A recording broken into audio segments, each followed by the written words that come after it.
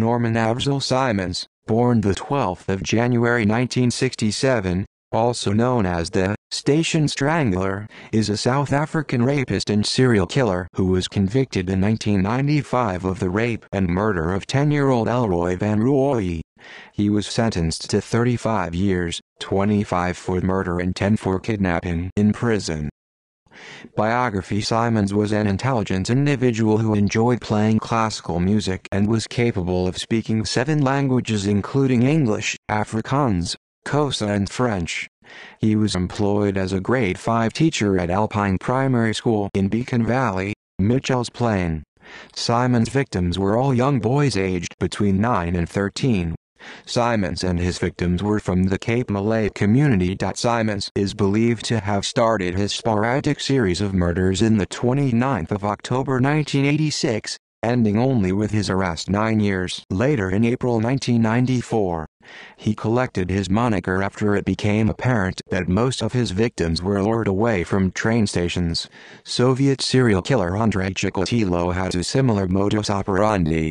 Simons raped and sodomized his victims before strangling them.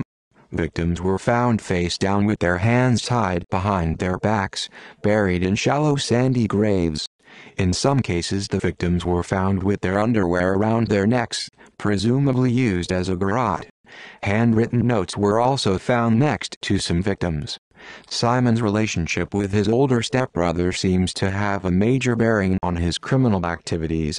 Simons alleges that his older stepbrother raped and sodomized him as a child. He also reports hearing voices from his brother instructing him to kill. Simons' brother, an alcoholic, was murdered in 1991.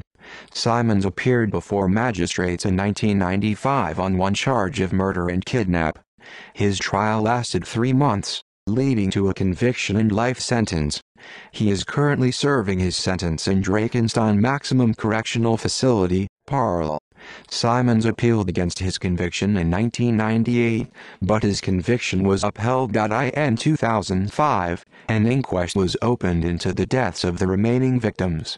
After 3 years of further analysis, the victims' parents came no closer to an answer. On the 9th of December 2008, Regional Magistrate Marilise Roll stated that she believed prima facie evidence showed Simons was probably responsible for the deaths of at least 6 of the other victims. However, due to the amount of time that had passed, she ruled out further prosecutions in the case. Norman Simons converted to Islam in 1993, taking on the name Afzal, but converted back to Christianity in 1994. References